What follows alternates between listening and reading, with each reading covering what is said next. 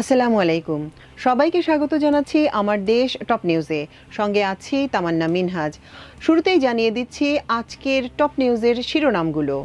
আগামী নির্বাচনে সবচেয়ে বেশি ভোট পাবে BNP, Jamaat, NCP, SANEM, action এইডের জরিপ। জরুরি অবস্থাকে রাজনৈতিকভাবে ব্যবহার না করতে ঐক্যমত্য, জানালেন আলী রিয়াজ। 3 সিনিয়র নেতাকে জিএম কাদেরের অব্যাহতি, শামীম হায়দারকে মহাসচিব ঘোষণা। জুলাই ঘোষণাপত্র ও সনদ নিয়ে তালবাহানা মেনে নেওয়া হবে না, নাহিদ ইসলামের হুঁশিয়ারি।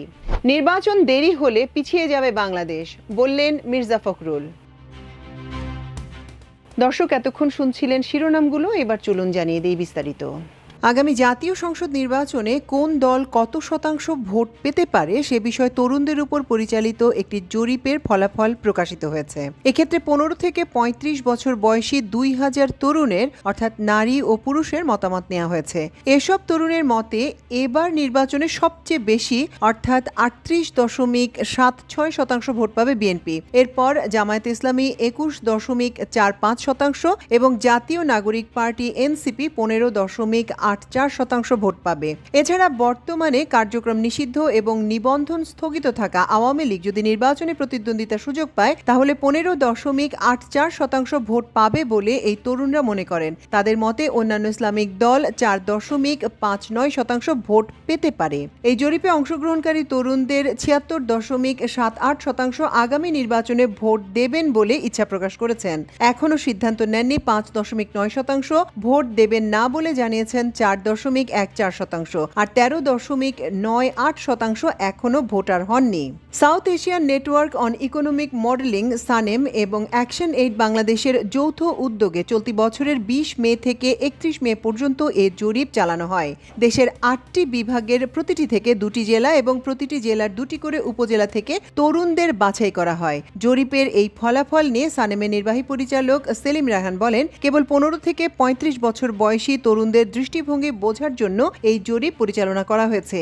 এখানে যে মতামত এসেছে তা শুধু বাছাই করা ওই তরুণদের মতামত। এটাকে দেশের পুরো জনগোষ্ঠীর বা অন্যান্য বয়সের মানুষের মতামত হিসেবে বিবেচনা করা উচিত হবে না। বিশেষ করে রাজনীতির মতো সংবেদনশীল বিষয়গুলোতে তো তা কখনোই সঙ্গত নয়।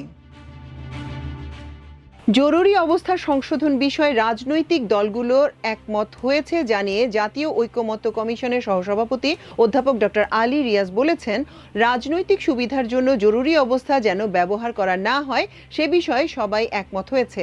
সোমবার ফরেন সার্ভিস একাডেমিতে রাজনৈতিক দলগুলোর সঙ্গে দ্বিতীয় ধাপের সংলাপের 10ম দিনের আলোচনা শেষে একথা বলেন তিনি।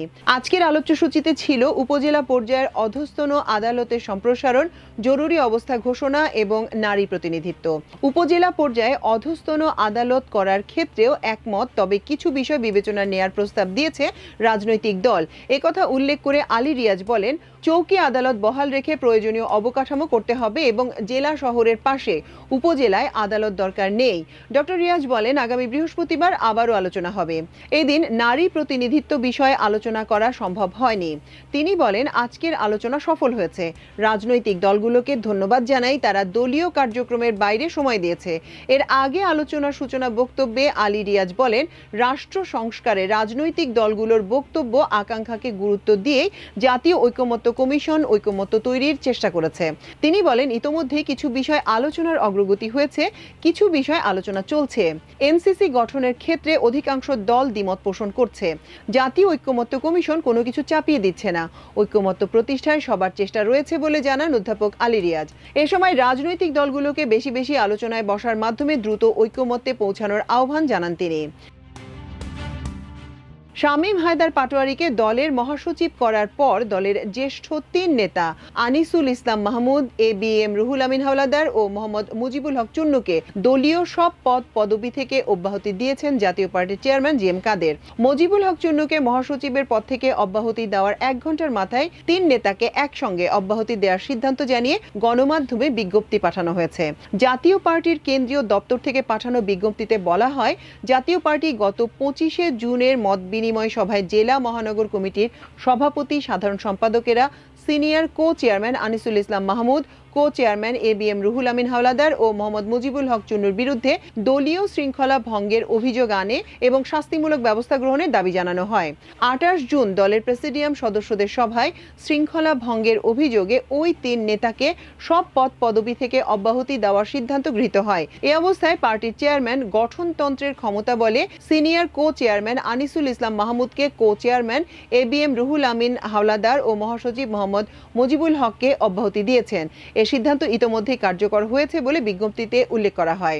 এর আগে মুজিবুল হক চুন্নুকে অব্যাহতি দিয়ে ব্যারিস্টার শামীম হায়দার পাটোয়ারীকে জাতীয় পার্টির মহাসচিব নিয়োগ দিয়েছেন পার্টির চেয়ারম্যান জিএম কাদের। সোমবার জাপার পক্ষ থেকে গণমাধ্যমে পাঠানো এক বার্তায় এই সিদ্ধান্তের কথা জানানো হয়। জাতীয় পার্টির মহাসচিব পদে নিয়োগ পাওয়া শামীম হায়দার পাটোয়ারী সুপ্রিম কোর্টের একজন আইনজীবী। 2018 সালের মার্চে গাইবান্ধা 1 আসনের উপনির্বাচনে সংসদ সদস্য নির্বাচিত হয়েছিলেন। এরপর 2018 সালের 30 সেপ্টেম্বর বিতর্কিত নির্বাচনেও তিনি একই আসন থেকে সংসদ সদস্য হন। সর্বশেষ 2024 সালের 7 জানুয়ারি দ্বাদশ সংসদ নির্বাচনে একই আসনে জাতীয় পার্টির মনোনয়নে নির্বাচন করে হেরে যান তিনি। শামীম হায়দার পাটোয়ারী এক সময় জাতীয় পার্টির প্রয়াত চেয়ারম্যান হুসেইন মোহাম্মদ এরশাদের উপদেষ্টা হিসেবে দায়িত্ব পালন করেছেন। তিনি জাতীয় পার্টির অতিরিক্ত মহাসচিব এবং গাইবান্ধা সুন্দরগঞ্জ উপজেলা শাখা সভাপতি হিসেবেও দায়িত্ব পালন করেন। সর্বশেষ তিনি দলটির প্রেসিডিয়াম সদস্য ছিলেন।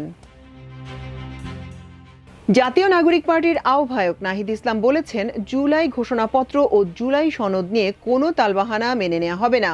জুলাই গণ অভ্যুত্থানের সাংবিধানিক স্বীকৃতি দিতে হবে, জুলাই ঘোষণাপত্র দিতে হবে। সোমবার নাটোরের পথসভায় এসব কথা বলেন তিনি। জুলাই গণ অভ্যুত্থানের বর্ষপূর্তিতে দেশ গড়তে জুলাই পদযাত্রার অংশ হিসেবে নাটোরে সমাবেশ পদযাত্রা করেছে এনসিপির কেন্দ্রীয় নেতৃবৃন্দ। নাহিদ ইসলাম বলেন, একটি বৈষম্যহীন দুর্নীতিমুক্ত বাংলাদেশ গড়ার আকাঙ্ক্ষা এদেশের মানুষের, ছাত্র সমাজের, কিন্তু 5 আগস্টের পর থেকে সেই আকাঙ্ক্ষা থেকে নানা পক্ষ সরে গিয়েছে। আজকেও আমাদের অনুষ্ঠানকে বানচাল করতে নানা ধরনের বাধা ও ষড়যন্ত্র করা হচ্ছে। একসময় যারা ক্ষমতায় টিকে থাকার জন্য এই ধরনের কর্মকাণ্ড করত, তারা আজ কোথায়? ফ্যাসিস্টদের কাছ থেকে শিক্ষা না নিলে এখন যারা এসব কর্মকাণ্ড করছেন তাদের অবস্থা আরো ভয়াবহ হবে বলে সাবধান করে দেন তিনি। দেশের মৌলিক সংস্কার প্রয়োজন, সবাই তরুণ সমাজের পাশে দাঁড়ান, আমরা বৈষম্যহীন বাংলাদেশ গড়তে সমর্থ হব। বিএনপি মহাসচিব মির্জা ফখরুল ইসলাম আলমগীর বলেছেন, একটি সুষ্ঠু ও গ্রহণযোগ্য নির্বাচনের মাধ্যমেই দেশ সঠিক পথে অগ্রসর হবে। নির্বাচনের মাধ্যমে গণতন্ত্র প্রতিষ্ঠা ও দেশের সঠিক পথে অগ্রযাত্রা সম্ভব। নির্বাচনে যতই দেরি হবে বাংলাদেশ ততই পেছাবে। দেশে বিচার ব্যবস্থা নড়বড়ে হয়ে যাবে, ব্যবসা বাণিজ্যে স্থবিরতা নেমে আসবে, সামাজিক নিরাপত্তা হবে বিঘ্নিত, জুডিশিয়াল ও আইন শৃঙ্খলা ব্যবস্থা ভেঙে পড়বে। সেই জন্য দরকার একটি নির্বাচিত সরকার, যে সরকারের পেছনে থাকবে জনগণ। মির্জা ফখরুল ইসলাম আলমগীর দলীয় নেতাকর্মীদের নির্বাচনের প্রস্তুতি নিতে আহ্বান জানিয়ে বলেছেন, মানুষের কাছে যান, মানুষ যাতে বুঝতে পারে বিএনপি ছাড়া আমাদের কোনো উপায় নেই। ডক্টর মোহাম্মদ ইউনূস লন্ডনে তারেক রহমানের সাথে বৈঠক করে 2026 সালের ফেব্রুয়ারির মধ্যে নির্বাচনের সময় ঠিক করেছেন। এই জন্য তাকে ধন্যবাদ জানাই। আমরা আশাবাদী আগামী ফেব্রুয়ারিতে নির্বাচনের মাধ্যমে দেশ রাইট ট্র্যাকে উঠবে, জনগণের আশা আকাঙ্ক্ষার প্রতিফলন ঘটবে। দর্শক, আমাদের টপ নিউজের আয়োজন ছিল আজ এ পর্যন্ত। ইনশাআল্লাহ আগামীকাল আবার একই সময় একই চ্যানেলে আরেকটি আয়োজন নিয়ে আপনাদের সামনে হাজির হব। সে পর্যন্ত আল্লাহ আপনাদের সবাইকে ভালো রাখুন, সুস্থ রাখুন। এতক্ষণ সঙ্গে থাকার জন্য অশেষ কৃতজ্ঞতা। আল্লাহ হাফেজ।